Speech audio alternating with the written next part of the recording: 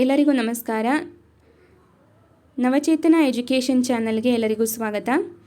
ನಾವು ಇಂದಿನ ಒಂದು ಸೆಷನನ್ನು ಆರಂಭ ಮಾಡೋಕ್ಕೂ ಮೊದಲು ನಿಮ್ಮೆಲ್ಲರಿಗೂ ಒಂದು ವಿಶೇಷವಾದ ಮತ್ತು ಉಪಯುಕ್ತವಾದ ಮಾಹಿತಿಯನ್ನು ಹೇಳಬೇಕಾಗಿದೆ. ನಮ್ಮದೇ ಆದಂತಹ ಒಂದು ಟೆಲಿಗ್ರಾಮ್ ಚಾನಲ್ ಇದೆ, ಜ್ಞಾನಕೃಷಿ ಚಾನಲ್ ಅಂತ. ಇದು ಮಹೇಶ್ ಹಿರೇಮಠ್ ಸರ್ ಅವರ ಸಾರಥ್ಯದಲ್ಲಿ ಆರಂಭವಾಗಿರುವಂತಹ ಒಂದು ಅದ್ಭುತವಾದಂತಹ ವೇದಿಕೆ. ಈ ಒಂದು ವೇದಿಕೆಯ ವಿಶೇಷತೆ ಏನು ಅಂದರೆ TET, PC, PSI, KAS, FDA, SDA, IAS ಈ ಎಲ್ಲ ಸ್ಪರ್ಧಾತ್ಮಕ ಪರೀಕ್ಷೆಗಳಿಗೆ ಸಂಬಂಧಪಟ್ಟಂತಹ ಮಾಹಿತಿ ಈ ಒಂದೇ ವೇದಿಕೆಯಲ್ಲಿ ನಿಮಗೆ ಸಿಗುತ್ತೆ. ನಮಗೆ ಪರೀಕ್ಷೆಗೆ ಸಂಬಂಧಪಟ್ಟಂತಹ PDF-ಗಳಾಗಲಿ ಮತ್ತು ಕ್ವಿಜ್ ಕಾರ್ಯಕ್ರಮಗಳಾಗಲಿ, ಹಾಗೆ ಪರೀಕ್ಷೆಗೆ ಸಂಬಂಧಪಟ್ಟಂತಹ ಯಾವುದೇ ಒಂದು ಅಪ್ಡೇಟ್ ಮಾಹಿತಿಗಳಾಗಲಿ ನಿಮಗೆ ಈ ಒಂದೇ ವೇದಿಕೆಯಲ್ಲಿ ಲಭ್ಯ ಆಗುತ್ತೆ. ಈಗಾಗಲೇ ಇದರಲ್ಲಿ 5,000ಕ್ಕಿಂತಲೂ ಹೆಚ್ಚು ಜನರು ಜಾಯಿನ್ ಆಗಿ ಇದರ ಒಂದು ಸದುಪಯೋಗವನ್ನು ಪಡ್ಕೊಳ್ತಾ ಇದ್ದಾರೆ. ನೀವು ಕೂಡ ಇದರಲ್ಲಿ ಜಾಯಿನ್ ಆಗಿ, ಲಿಂಕನ್ನು ನಾನು ಡಿಸ್ಕ್ರಿಪ್ಷನ್ ಬಾಕ್ಸ್ನಲ್ಲಿ ಕೊಟ್ಟಿದ್ದೀನಿ. ಅದರ ಮೂಲಕ ನೀವು ಈ ಒಂದು ಗ್ರೂಪಿಗೆ ಜಾಯಿನ್ ಆಗ್ಬೋದು.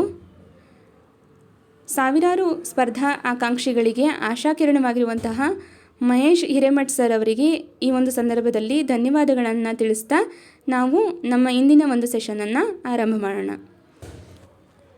ನಾನು ಇವತ್ತು ಇಂಗ್ಲೀಷ್ ಪೆಡಾಗಜಿ ಸಬ್ಜೆಕ್ಟನ್ನು ಆಯ್ಕೆ ಮಾಡ್ಕೊಂಡಿದ್ದೀನಿ. ಇಂಗ್ಲೀಷ್ ಪೆಡಾಗಜಿ ನಮಗೆ 15 ಅಂಕಗಳಿಗೆ ಕೇಳುವಂಥದ್ದು, 15 ಅಂಕಗಳ ಪ್ರಶ್ನೆಗಳಿರುತ್ತೆ. ನಾವು ಇದರಲ್ಲಿ ಇಂಪಾರ್ಟೆಂಟ್ ಕ್ವೆಶನ್ಸ್ಗಳು ಹಾಗೆ ಇಂಪಾರ್ಟೆಂಟ್ ಕಾನ್ಸೆಪ್ಟ್ಸ್ಗಳನ್ನು ಕಲಿತಾ ಹೋಗೋಣ. ನಾನು ಇವತ್ತು ಆಯ್ಕೆ ಮಾಡಿಕೊಂಡಿರುವಂತಹ ಕಾನ್ಸೆಪ್ಟ್ಗಳು ಯಾವುದ್ಯಾವುದು ಅಂದರೆ ಫೋನೀಮು, ಮಾರ್ಫೀಮು, ಫೊನಾಲಜಿ, ಮಾರ್ಫಾಲಜಿ, ಸಿಂಟೆಕ್ಸು, ಸೆಮೆಂಟಿಕ್ಸು, ಎಟಿಮಾಲಜಿ, ಲಿಂಗ್ವಿಸ್ಟಿಕ್. ಇದರ ಮೇಲೆ ನಮಗೆ ಪ್ರಶ್ನೆಗಳು ಬಂದಿದೆ ಹಿಂದಿನ ವರ್ಷಗಳಲ್ಲಿ. ಹಾಗಾಗಿ ನಾನು ಈ ಒಂದು ಕಾನ್ಸೆಪ್ಟನ್ನು ಕ್ಲಿಯರಾಗಿ ನಿಮಗೆ ಅರ್ಥ ಮಾಡಿಸ್ಬೇಕು ಅಂತ ಆಯ್ಕೆ ಮಾಡ್ಕೊಂಡಿದ್ದೀನಿ. ನಾವು ಒಂದೊಂದಾಗೆ ನೋಡ್ತಾ ಹೋಗೋಣ. What is phoneme? ಮೊದಲನೇದಾಗಿ ವಾಟ್ ಈಸ್ ಫೋನಿಮ್ ಅಂತ. ಇದಕ್ಕೆ ನಿಮಗೆ ಕನ್ನಡದಲ್ಲೂ ನಾನು ಅರ್ಥ ಹೇಳ್ತೀನಿ, ಕೊನೆಯವರೆಗೂ ವಿಡಿಯೋವನ್ನು ವಾಚ್ ಮಾಡಿ. ಮೊದಲನೇದಾಗಿ ವಾಟ್ ಈಸ್ ಫೋನಿಮ್ ಅಂತ ನೋಡೋಣ. Phoneme is the smallest unit of sound. A phoneme doesn't have any inherent meaning by itself, but when you put phonemes together they can make words. ಅಂದರೆ ಒಂದು ಭಾಷೆಯ ಅತ್ಯಂತ ಚಿಕ್ಕ ಘಟಕವನ್ನು ನಾವು ಫೋನಿಮ್ ಅಂತ ಕರಿತೀವಿ. ಆದರೆ ಇದಕ್ಕೆ ಅದರದ್ದೇ ಆದಂತಹ ಒಂದು ಅರ್ಥ ಇರೋದಿಲ್ಲ. ಇಲ್ಲಿ ನೋಡಿ ಕೊಟ್ಟಿದ್ದಾರೆ, a phoneme doesn't have any inherent meaning by itself. ಅದರದ್ದೇ ಆದಂತಹ ಒಂದು ಅರ್ಥ ಇರೋದಿಲ್ಲ, ಆದರೆ ಅವೆಲ್ಲವನ್ನು ನಾವು ಒಟ್ಟಿಗೆ ಕೂಡಿಸಿದಾಗ ಅದಕ್ಕೆ ಒಂದು ಅರ್ಥ ಬರುತ್ತೆ ಅನ್ನುವಂಥದ್ದು. ಓಕೆನಾ? ಈಗ ನಾವು ಇದನ್ನು ಕನ್ನಡದಲ್ಲಿ ಸಹಿತ ಬರೆದಿದ್ದೀನಿ. ಭಾಷೆಯ ಅತ್ಯಂತ ಚಿಕ್ಕ ಘಟಕ ಫೋನಿಮ್. ಇದನ್ನು ನಾವು ಕನ್ನಡದಲ್ಲಿ ಧ್ವನಿಮ ಅಂತ ಕರಿತೀವಿ, ಆದರೆ ಇದಕ್ಕೆ ಅದರದ್ದೇ ಆದಂತಹ ಒಂದು ಅರ್ಥ ಇರೋದಿಲ್ಲ. ಈಗ ಉದಾಹರಣೆ ನೋಡಿ, ಇಲ್ಲಿ ಸನ್ ಅಂತ ಇದೆ, SUN. ಇದಕ್ಕೆ ಸಪ್ರೇಟಾಗಿ ಎಸ್ ಅಂದರೆ ಅಥವಾ ಯು ಅಂದರೆ ಅಥವಾ ಎನ್ ಅಂದರೆ ಅದಕ್ಕೆ ಅದರದ್ದೇ ಆದಂತಹ ಅರ್ಥ ಇರೋದಿಲ್ಲ. ಇದನ್ನು ನಾವು ಏನಂತ ಕರಿತೀವಿ? ಫೋನಿಮ್ ಅಂತ ಕರಿತೀವಿ. ಆದರೆ ಇದನ್ನು ಒಟ್ಟಿಗೆ ಕೂಡಿಸಿದಾಗ ಅದಕ್ಕೆ ಒಂದು ಅರ್ಥ ಬಂತು, ಸನ್ ಅಂತ. ಸನ್ ಅಂದರೆ ಸೂರ್ಯ ಅಂತ. ಈ ರೀತಿ ಅರ್ಥ ಬಂದರೆ ಅದನ್ನು ನಾವೇನಂತ ಕರಿತೀವಿ? ಮಾರ್ಫಿಮ್ ಅಂತ ಕರಿತೀವಿ. ಅದನ್ನು ನಾನು ನೆಕ್ಸ್ಟ್ ಹೇಳ್ತೀನಿ ನಿಮಗೆ. ನಮಗೆ ಈ ರೀತಿ ಸಪ್ರೇಟಾಗಿ ಬರೀ ಸೌಂಡ್ಸ್ ಅಂದರೆ ಒಂದು ಸ್ಮಾಲೆಸ್ಟ್ ಸೌಂಡ್ ಇದ್ದರೆ ಅದನ್ನು ನಾವೇನಂತ ಕರಿತೀವಿ? ಫೋನಿಮ್ ಅಂತ ಕರಿತೀವಿ. ಇಲ್ಲಿ ನಿಮಗೆ ಫೋನಿಮ್ ಬಗ್ಗೆ ಇನ್ನೊಂದಿಷ್ಟು ಮಾಹಿತಿ ಇದೆ. Phonemes in any language we can identify a small number of regularly used sounds. For example vowels and consonants. Vowels ಮತ್ತು ಕಾನ್ಸನೆಂಟ್ಸ್ ಇರುತ್ತೆ, ದಟ್ ವಿ ಕಾಲ್ ಫೋನಿಮ್. ಅಂದರೆ ಎಲ್ಲ ಭಾಷೆಗಳಲ್ಲೂ ಸಹಿತ ಒಂದು ಅತ್ಯಂತ ಚಿಕ್ಕ ಘಟಕ ಇರುತ್ತೆ, ನಾವು ಅದನ್ನು ಫೋನಿಮ್ ಅಂತ ಕರಿತೀವಿ. ಆದರೆ ಅದಕ್ಕೆ ಅದರದ್ದೇ ಆದಂತಹ ಅರ್ಥ ಇರೋದಿಲ್ಲ. ಓಕೆನಾ? A phoneme is the smallest contrastive unit in the sound system of a language. ಇಲ್ಲಿ ನಿಮಗೆ ಎಕ್ಸಾಂಪಲ್ನ ಕೊಟ್ಟಿದ್ದಾರೆ. ನಾನು ಆಗಲೇ ನಿಮಗೆ ಸನ್ ಅಂತ ಒಂದು ಎಕ್ಸಾಂಪಲ್ನ ಕೊಟ್ಟೆ. ಇಲ್ಲಿ ನೋಡಿ, ಪಿನ್ ಅಂತ ಇದೆ, ಅಲ್ಲಿ ರೌಂಡ್ ಮಾರ್ಕ್ ಮಾಡಿದ್ದಾರೆ ಐಗೆ. ಹಾಗಾದರೆ ಆ ಐ ಏನಾಗುತ್ತೆ? ಫೋನಿಮ್ ಆಗುತ್ತೆ. ಇಲ್ಲಿ ಪೆನ್ನಲ್ಲಿ ನಿಮಗೆ ಈಗೆ ಸರ್ಕಲ್ ಹಾಕಿರೋದ್ರಿಂದ ಈ ಏನಾಗುತ್ತೆ? ಫೋನಿಮ್ ಆಗುತ್ತೆ. ಇಲ್ಲಿ ಪಿಗೆ ಸರ್ಕಲ್ ಹಾಕಿರೋದ್ರಿಂದ ಪೆಟ್ ಅಂತ ಇದೆ, ಪಿಗೆ ಸರ್ಕಲ್ ಹಾಕಿದ್ದಾರೆ, ಸೊ ಅದು ಫೋನಿಮ್ ಆಗುತ್ತೆ. ಇಲ್ಲಿ ಬೆಟ್ ಅಂತ ಇದೆ, ಬಿ ಅನ್ನೋದು ಇಲ್ಲಿ ಫೋನಿಮ್ ಆಗುತ್ತೆ. ಓಕೆ, ಸೊ ಇದೆಲ್ಲವೂ ಸಹಿತ ಫೋನಿಮಿಗೆ ಇರುವಂತಹ ಒಂದು ಅರ್ಥ. ಈಗ ನಾವು ನೆಕ್ಸ್ಟ್ ಕಾನ್ಸೆಪ್ಟಿಗೆ ಹೋಗೋಣ. ಫೊನಾಲಜಿ. What is phonology? ಈಗ ನಾವು ಫೋನಿಮ್ ಅಂದರೆ ಏನು ಅಂತ ತಿಳ್ಕೊಂಡಿವಿ ಅಲ್ಲ. ಈಗ ಆ ಫೋನಿಮ್ಗೆ ಕುರಿತಾಗಿರುವಂತಹ ಒಂದು ಅಧ್ಯಯನವನ್ನು ನಾವು ಫೊನಾಲಜಿ ಅಂತ ಕರಿತೀವಿ. ಇಲ್ಲಿ LOGY ಅಂತ ಬಂದರೆ ನೀವು ಅರ್ಥ ಮಾಡ್ಕೊಳ್ಬೇಕು, ಇದು ಯಾವುದೇ ಒಂದು ವಿಷಯದ ಕುರಿತಾಗಿ ಅಧ್ಯಯನ ಮಾಡುವಂಥದ್ದು ಅಂತ. ಸೊ ಇಲ್ಲಿ ಫೊನಾಲಜಿ ಅಂದರೆ ಫೋನಿಮಿಗೆ ಕುರಿತಾಗಿ ಅಧ್ಯಯನ ಮಾಡುವಂಥದ್ದು. ಈಗ ನಾವಲ್ಲಿ ಸೌಂಡ್ಸ್ನ ಕುರಿತಾಗಿ ಅಧ್ಯಯನ ಮಾಡುವಂಥದ್ದು. ಇಲ್ಲಿ ನೋಡಿ, study of sound pattern and its structure is called phonology. Okay, ಫೋನಿಮ್ನ ಕುರಿತಾಗಿ ಅಧ್ಯಯನ ಮಾಡುವಂಥದ್ದು ಅಂದರೆ, ಅಥವಾ ಸೌಂಡ್ ಪ್ಯಾಟರ್ನ್ ಅಥವಾ ಸೌಂಡ್ ಸ್ಟ್ರಕ್ಚರ್ನ ಬಗ್ಗೆ ಕುರಿತಾಗಿ ಅಧ್ಯಯನ ಮಾಡುವಂಥದ್ದನ್ನು ಫೊನಾಲಜಿ ಅಂತ ಹೇಳ್ತೀವಿ. ಈಗ ಫೋನ್ ಅಂದರೆ ನೀವು ನೆನ್ಪಿಟ್ಕೊಳ್ಳಿ ಸೌಂಡ್ ಅಂತ. ಓಕೆ, ಸ್ಮಾಲೆಸ್ಟ್ ಸೌಂಡ್ ಅಂತ ಯಾವುದು ಅಂತ ಕೇಳಿದರೆ ಅದು ಫೋನಿಮು, ಅಥವಾ ಸ್ಮಾಲೆಸ್ಟ್ ಯೂನಿಟ್ ಅಂತನಾದರೂ ಕೇಳ್ಬೋದು, ಸ್ಮಾಲೆಸ್ಟ್ ಸೌಂಡ್ ಅಂತನಾದರೂ ಕೇಳ್ಬೋದು, ಅದು ಫೋನಿಮ್ ಆಗುತ್ತೆ. ಅದರ ಬಗ್ಗೆ ಅಧ್ಯಯನ ಮಾಡುವಂಥದ್ದು ಫೊನಾಲಜಿ ಆಗುತ್ತೆ. ಇದ್ರ ಬಗ್ಗೆ ನಿಮಗೆ ಇಲ್ಲಿ ಒಂದು ಡೆಫಿನೇಷನ್ ಇದೆ.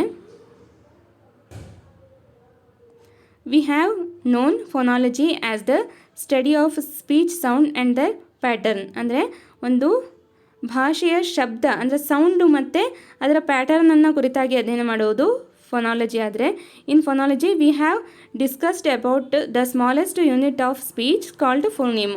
ಅಂದರೆ ಅದರಲ್ಲಿ ಬರುವಂತಹ ಚಿಕ್ಕ ಘಟಕ ಯಾವುದು ಅಂದರೆ ಫೋನಿಮ್ ಅನ್ನುವಂಥದ್ದು.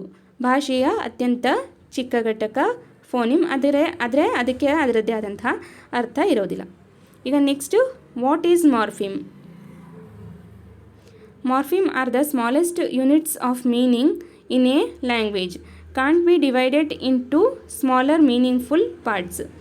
ಇಲ್ಲಿ ಮಾರ್ಫಿಮ್ ಅಂದರೆ ಭಾಷೆಯ ಅತ್ಯಂತ ಚಿಕ್ಕ ಘಟಕವಾಗಿದ್ದು ಅದಕ್ಕೆ ಅದರದ್ದೇ ಆದಂತಹ ಅರ್ಥ ಇರಬೇಕು. ಅದನ್ನು ನಾವೇನಂತ ಕರಿತೀವಿ?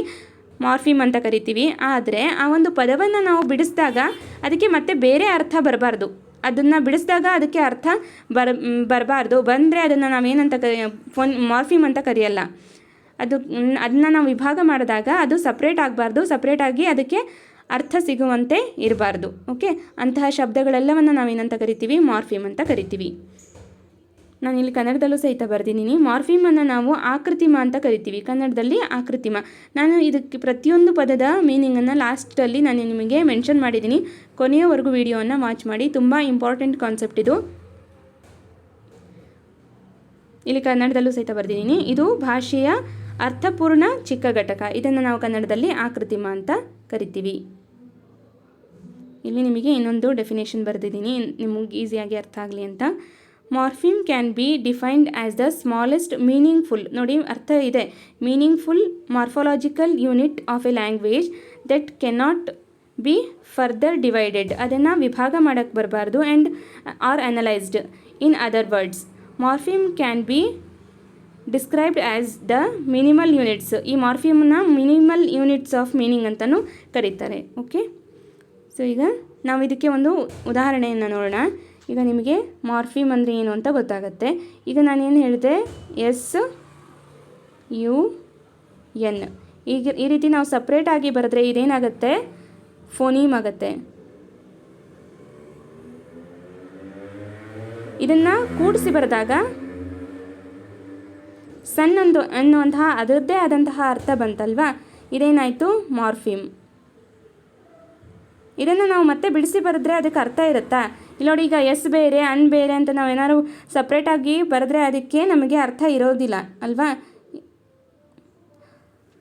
ಅರ್ಥ ಇರೋದಿಲ್ಲ. ಈ ರೀತಿಯ ಒಂದು ಚಿಕ್ಕ ಘಟಕವನ್ನು ನಾವು ಮಾರ್ಫಿಮ್ ಅಂತ ಕರಿತೀವಿ.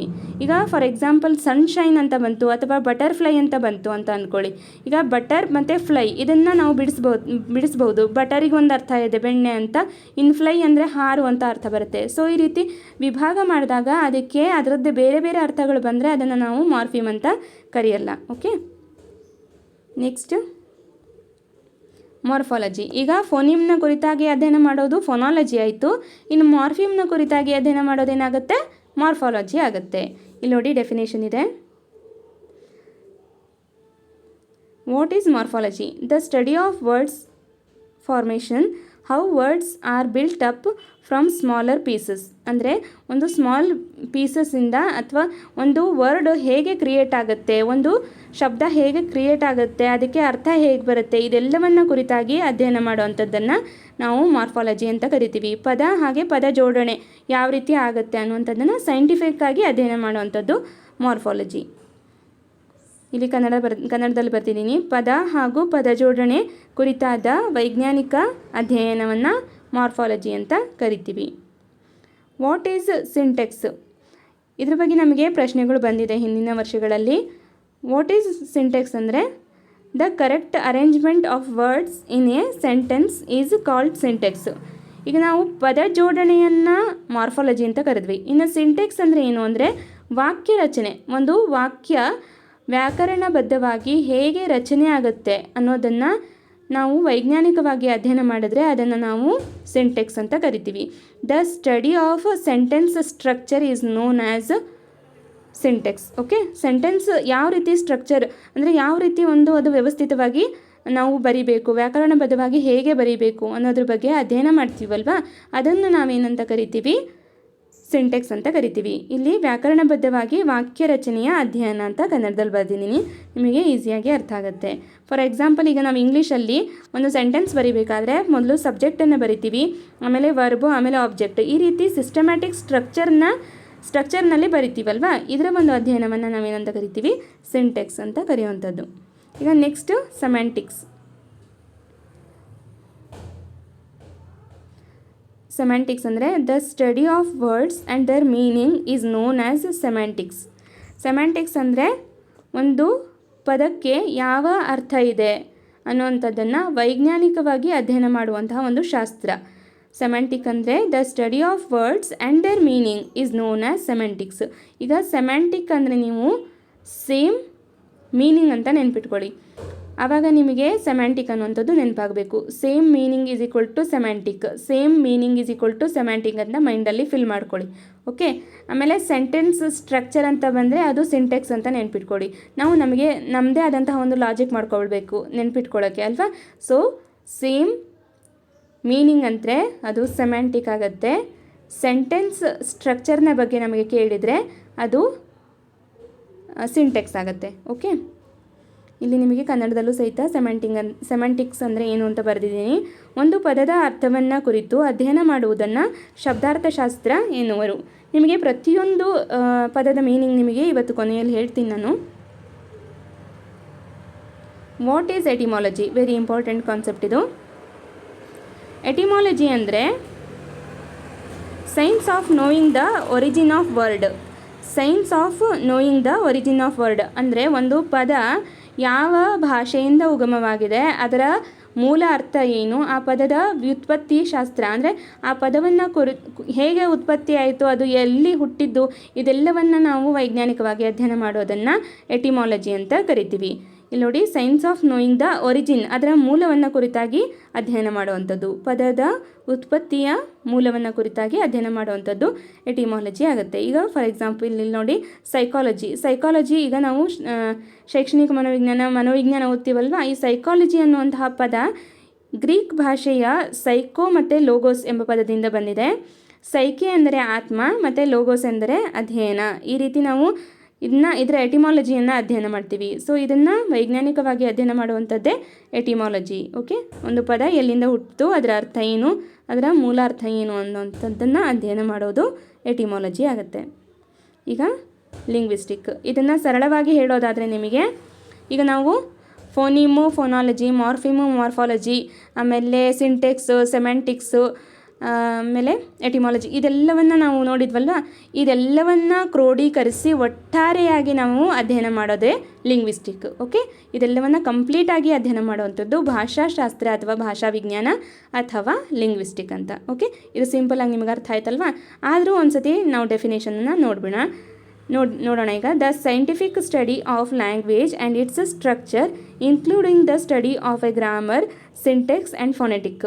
ನಾನು ಹೇಳಿದ್ನಲ್ವ, ಈಗ ಎಲ್ಲದನ್ನ ಕುರಿತಾಗಿ ಫೋನಾಲಜಿ, ಮಾರ್ಫಾಲಜಿ, ಸಿಂಟೆಕ್ಸು, ಸೆಮ್ಯಾಂಟಿಕ್ಸ್ ಎಲ್ಲವನ್ನ ಕುರಿತಾಗಿ ಒಟ್ಟಾರೆಯಾಗಿ ಅಧ್ಯಯನ ಮಾಡುವಂಥದ್ದು ಭಾಷಾ ವಿಜ್ಞಾನ ಅಥವಾ ಭಾಷಾಶಾಸ್ತ್ರ. ಕನ್ನಡದಲ್ಲಿ ಬರೆದಿದ್ದೀನಿ.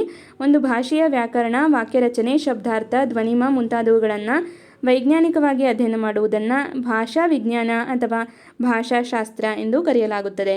ಓಕೆ, ನಾನಿಷ್ಟು ನಿಮಗೆ ಸ್ಲೋ ಆಗಿ ಯಾಕೆ ಹೇಳ್ತಿದ್ದೀನಿ ಅಂದರೆ ಬರ್ಕೊಳ್ಳೋರಿರ್ತಾರೆ ಕೆಲವೊಬ್ಬರು ನೋಟ್ಸ್ಗಳನ್ನು, ಅವರು ಬರ್ಕೊಳ್ಳೋಕ್ಕೆ ಅನುಕೂಲ ಆಗಲಿ ಅಂತ ನಿಧಾನವಾಗಿ ಎಕ್ಸ್ಪ್ಲೇನ್ ಮಾಡ್ತಾಯಿದ್ದೀನಿ. Okay, next meaning of this words. ಈಗ ನಿಮಗೆ ಪ್ರತಿಯೊಂದು ಪದದ ಅರ್ಥವನ್ನು ಹೇಳ್ತೀನಿ ಅಂದಿದ್ದೆ ಅಲ್ವಾ, ಮತ್ತು ಶಾರ್ಟಾಗಿ ಈಗ ಒಂದು ಸತಿ ಹೇಳ್ತೀನಿ, ನೀವು ಕೇರ್ಫುಲ್ಲಾಗಿ ನೋಡಿ. ಫೋನಿಮ್ ಅಂದರೆ ಧ್ವನಿಮ, ಒಂದು ಭಾಷೆಯ ಅತ್ಯಂತ ಚಿಕ್ಕ ಘಟಕ, ಆದರೆ ಅರ್ಥ ಇರಬಾರ್ದು. ನೆಕ್ಸ್ಟು ಫೋನಾಲಜಿ, ಫೋನಿಮ್ನ ಕುರಿತಾಗಿ ಅಧ್ಯಯನ ಮಾಡುವಂತಹ ಅಧ್ಯಯನ ಶಾಸ್ತ್ರ. ಇದನ್ನು ನಾವು ಕನ್ನಡದಲ್ಲಿ ಧ್ವನಿ ವಿಜ್ಞಾನ ಅಂತ ಕರಿತೀವಿ. ಫೋನ್ ಈಸ್ ಈಕ್ವಲ್ ಟು ಧ್ವನಿ ಅಥವಾ ಸೌಂಡ್ ಅನ್ನೋದನ್ನ ನೆನ್ಪಿಟ್ಕೊಳ್ಳಿ. ಓಕೆ, ನೆಕ್ಸ್ಟ್ ಮಾರ್ಫಿಮ್, ಇದನ್ನು ನಾವು ಆಕೃತಿಮ ಅಂತ ಕರಿತೀವಿ. ಮಾರ್ಫಿಮ್ ಅಂದರೆ ಇದು ಭಾಷೆಯ ಅತ್ಯಂತ ಅರ್ಥಪೂರ್ಣ ಚಿಕ್ಕ ಘಟಕ, ಇದಕ್ಕೆ ಅರ್ಥ ಇರುತ್ತೆ, ಆದರೆ ಮತ್ತೆ ಇದನ್ನು ವಿಭಾಗ ಮಾಡೋಕ್ಕೆ ಹೋದರೆ ವಿಭಾಗ ಆಗಬಾರ್ದು, ಡಿವೈಡ್ ಆಗಬಾರ್ದು, ಅಂತಹ ಪದಗಳೆಲ್ಲವೂ ಮಾರ್ಫಿಮ್ ಆಗುತ್ತೆ. ನೆಕ್ಸ್ಟ್ ಮಾರ್ಫಿಮ್ನ ಕುರಿತಾಗಿ ಅಧ್ಯಯನ ಮಾಡುವಂಥದ್ದು ಮಾರ್ಫಾಲಜಿ. ಇದನ್ನು ನಾವು ರೂಪವಿಜ್ಞಾನ ಅಥವಾ ಸ್ವರೂಪಶಾಸ್ತ್ರ ಅಂತ ಕನ್ನಡದಲ್ಲಿ ಕರಿತೀವಿ. ನಮಗೆ ಕನ್ನಡ ಪೆಡಾಗಜಿಲ್ದು ಸಹಿತ ಪ್ರಶ್ನೆಗಳು ಬಂದು ಈ ರೀತಿಯ ಆಪ್ಷನ್ಗಳು ಇದ್ದರೆ ನಿಮಗಿದು ಅನುಕೂಲ ಆಗಲಿ ಅಂತ. ಓಕೆ, ಅದರಿಂದ ನಿಮಗೆ ಇದಕ್ಕೆ ಕನ್ನಡ ಮೀನಿಂಗ್ ಸಹಿತ ಹೇಳ್ತಾ ಇದ್ದೀನಿ. ನೆಕ್ಸ್ಟ್ ಸಿಂಟೆಕ್ಸ್, ಇದು ಒಂದು ಸೆಂಟೆನ್ಸ್ ಸ್ಟ್ರಕ್ಚರ್ನ ಕುರಿತಾಗಿ ಅಧ್ಯಯನ ಮಾಡುವಂಥದ್ದು, ವಾಕ್ಯರಚನಾ ಶಾಸ್ತ್ರ ಅಂತ ಕನ್ನಡದಲ್ಲಿ ಹೇಳ್ತೀವಿ. ಇನ್ನು ನೆಕ್ಸ್ಟ್ ಸೆಮ್ಯಾಂಟಿಕ್ಸ್, ಇದನ್ನು ಶಬ್ದಾರ್ಥಶಾಸ್ತ್ರ ಅಂತ ಹೇಳೋದು. ಸೆಮ್ಯಾಂಟಿಕ್ಸ್ ಅಂದರೆ ಒಂದು ಪದಕ್ಕಿರುವಂತಹ ಅರ್ಥವನ್ನು ಕುರಿತಾಗಿ ಅಧ್ಯಯನ ಮಾಡುವಂಥದ್ದು. ಇನ್ನು ನೆಕ್ಸ್ಟ್ ಎಟಿಮಾಲಜಿ ಅಂದರೆ ಒಂದು ಪದ ಹೇಗೆ ಉತ್ಪತ್ತಿ ಆಯಿತು, ಯಾವ ಭಾಷೆಯಿಂದ ಉತ್ಪತ್ತಿ ಆಯಿತು, ಅದರ ಮೂಲ ಅರ್ಥ ಏನು, ಇದೆಲ್ಲವನ್ನು ಕುರಿತಾಗಿ ಅಧ್ಯಯನ ಮಾಡೋದು. ಈ ಮೇಲಿನ 7 ಅಂಶಗಳನ್ನು ನಾವು ಒಟ್ಟಾರೆಯಾಗಿ ಅಧ್ಯಯನ ಮಾಡಿದ್ರೆ ಅದು ಲಿಂಗ್ವಿಸ್ಟಿಕ್ ಆಗುತ್ತೆ. ಇದನ್ನು ನಾವು ಭಾಷಾಶಾಸ್ತ್ರ ಅಥವಾ ಭಾಷಾ ವಿಜ್ಞಾನ ಅಂತ ಕರೆಯುವಂಥದ್ದು. ಈಗ ನನಗೆ ನೀವು ಪ್ರಶ್ನೆ ಹಾಕ್ಬಿಡಿ ಇದು ಎಲ್ಲವೂ ಯಾವ ಬುಕ್ಕಲ್ಲಿ ಸಿಕ್ತು ಅಂತ. ನಾನು ಇದನ್ನು ತುಂಬ ಬುಕ್ಸ್ಗಳನ್ನು ರೆಫರ್ ಮಾಡಿ ನೆಟ್ಟಲ್ಲಿ ಸರ್ಚ್ ಮಾಡಿ ಒಂದೊಂದು ಪದದ ಅರ್ಥವನ್ನು ನಿಮಗೆ ಇವತ್ತು ಹೇಳಬೇಕು ಅಂತ ಇದೆಲ್ಲವನ್ನು ಕ್ರೋಢೀಕರಿಸಿರೋದು. ಯಾವುದೇ ಒಂದು ಬುಕ್ಕಲ್ಲಿ ನಿಮಗೆ ಇಷ್ಟು ಡೀಟೇಲ್ ಆಗಿ ನಿಮಗೆ ಇನ್ಫಾರ್ಮೇಷನ್ನು ವಿತ್ ಕನ್ನಡದಲ್ಲಿ ಎಲ್ಲೂ ಸಿಗಲ್ಲ. ಸೊ ನನ್ನ ಈ ಒಂದು ಚಾನಲನ್ನು ನೀವು ಸಬ್ಸ್ಕ್ರೈಬ್ ಮಾಡಿಕೊಡಿ. ನನಗೆ ಒಂದು ಬೇಸರ ಆಗುತ್ತೆ, ಯಾಕಂದರೆ ನನಗೆ ವ್ಯೂಸ್ಗಳು ಈಗ 200-300 ಬರ್ತಾ ಇದೆ, ಆದರೆ ಸಬ್ಸ್ಕ್ರೈಬರ್ ಸಂಖ್ಯೆ ಮಾತ್ರ ನನಗಿನ್ನೂ ಕಮ್ಮಿನೇ ಇದೆ. ನೀವು ಸಬ್ಸ್ಕ್ರೈಬ್ ಮಾಡಿಕೊಂಡು ವಿಡಿಯೋವನ್ನು ನೋಡಿ, ನಮಗೂ ಖುಷಿ ಆಗುತ್ತೆ. ಓಕೆ, ನೀವು ಸಬ್ಸ್ಕ್ರೈಬ್ ಮಾಡಿಕೊಂಡ್ರೆ ನಮಗೊಂದು ರೀತಿ ಮೋಟಿವೇಶನ್ ಸಿಕ್ಕಂಗಾಗತ್ತೆ. ಓಕೆ, ಎಲ್ಲ ಮಾಹಿತಿಗಳನ್ನು ಸಂಗ್ರಹಿಸಿ ನಾನು ನಿಮಗೆ ಒಂದು ಮಾಹಿತಿಯನ್ನು ಕೊಡಬೇಕು ಅಂತ ಪ್ರಯತ್ನ ಮಾಡ್ತಾಯಿದ್ದೀನಿ. ಸೊ ನೀವೆಲ್ಲರೂ ನನಗೆ ಸಪೋರ್ಟ್ ಮಾಡ್ತೀರಾ ಅಂತ ಭಾವಿಸ್ತಾ ಈಗ ಕ್ವೆಶನ್ ಆನ್ಸರ್ಸ್ಗಳನ್ನು ನೋಡೋಣ. ಒಂದು 2-3 ಕ್ವೆಶನ್ಸ್ ನೋಡೋಣ ಯಾವ ರೀತಿ ಪ್ರಶ್ನೆಗಳು ಬರುತ್ತೆ ಅಂತ. Study of meaning.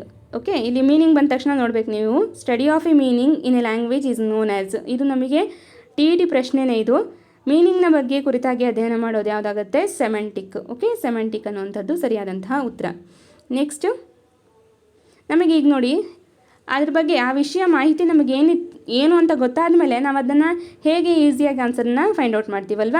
ಅದೇ ನಮಗೆ ಗೊತ್ತಿಲ್ಲ, ನಮಗೆ ವಿಷಯನೇ ಗೊತ್ತಿಲ್ಲ ಅಂದರೆ ನಾವು ಹೇಗೆ ಆನ್ಸರ್ ಮಾಡೋಕ್ಕೆ ಸಾಧ್ಯ ಆಗಲ್ಲ ತಾನೆ. ಸೊ ಅದರಿಂದ ನಾವು ವಿಷಯಗಳನ್ನು ಡೀಟೇಲಾಗಿ ನೋಡ್ಕೋಬೇಕು. ಇಲ್ಲಿ ನೋಡಿ second question, the initial sound in English pill, till, will, are ಅಂತ ಇದೆ.